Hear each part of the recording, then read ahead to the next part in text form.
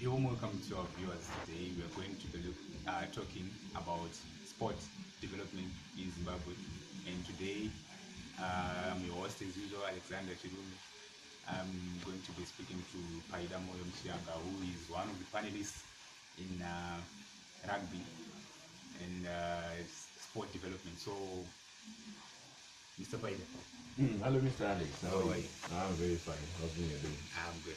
So, really talking about sports Yeah. in a broader spectrum, like how is Zimbabwe comparing to other countries like South Africa failed to really take off in terms of rugby? Like, Okay. The major issues with the Zimbabwean rugby is the lack of funds. Actually, the lack of sponsors who are willing to sponsor rugby like they do with soccer.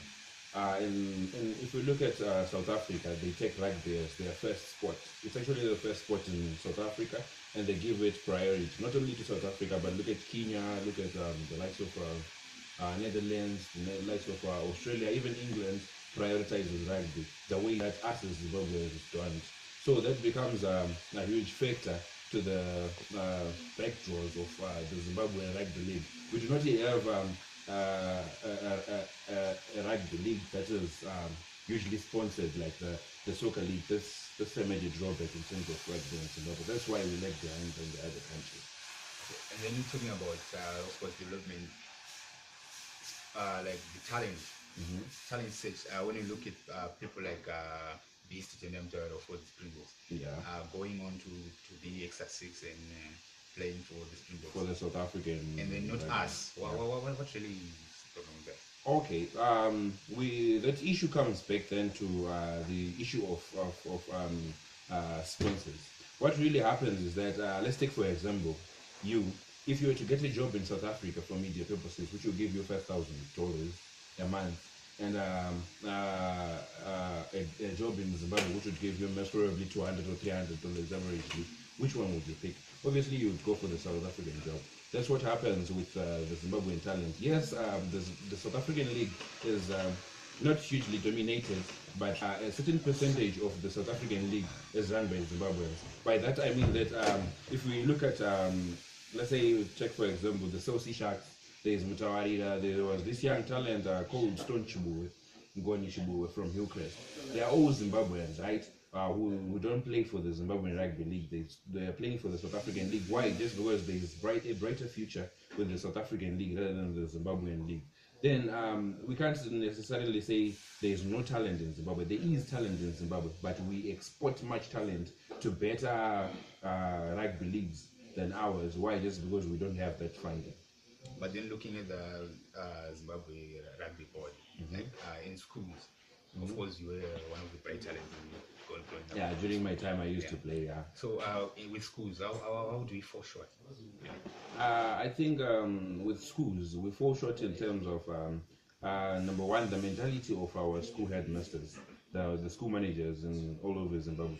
Not all of them embraces rugby with open hearts and open minds. I still remember when I used to play for the St. Augustine's rugby team.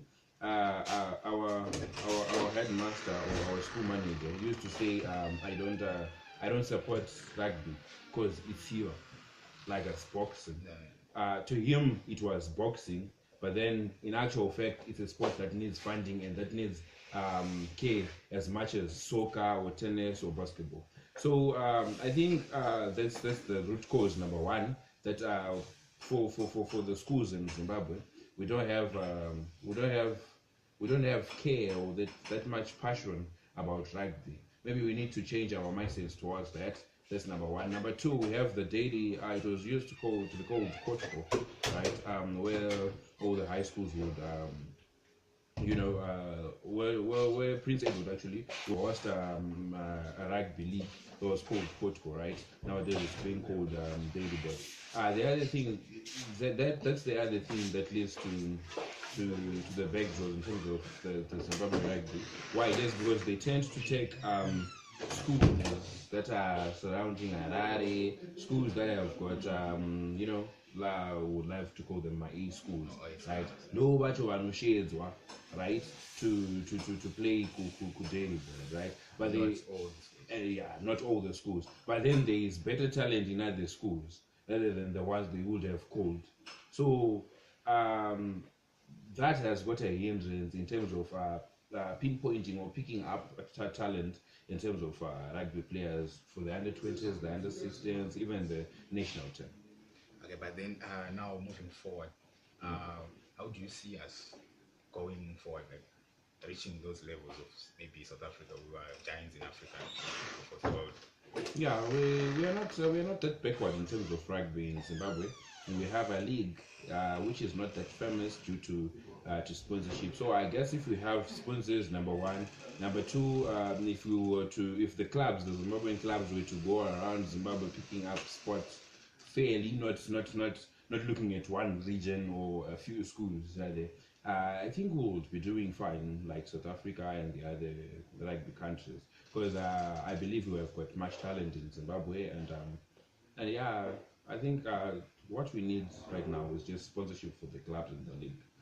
Okay, and then finally, of course, from your own experience growing up and playing rugby, and of course seeing other sports, what would you say to those growing up and to everyone in Zimbabwe about sport and what needs to be done so that we really got there? Okay, to the youngsters, they're playing rugby or any other kind of sport. Don't just quit like I did. I decided quitting when I came to university. When I went to Middle State University, I didn't see much of it because usually in high school we played for fame. We called it swag back then. Then when I came here, I saw no reason of playing it. So I just wanted to say to all those youngsters playing sport out there, don't just quit for anything. Just pursue your dreams. You might become the next beast in Tawaria or that. Then for the for the companies in Zimbabwe, I would like to say, let's go out there and support rugby like we do with soccer and all those things, so that we build. We've got talent. I believe sport will put us on the world map. Again, you spoke of MSU when you came to Midland State University. Are those tertiary institutions really doing much to support sport? Yeah, not really. Looking at the Midland State University, let's look at soccer.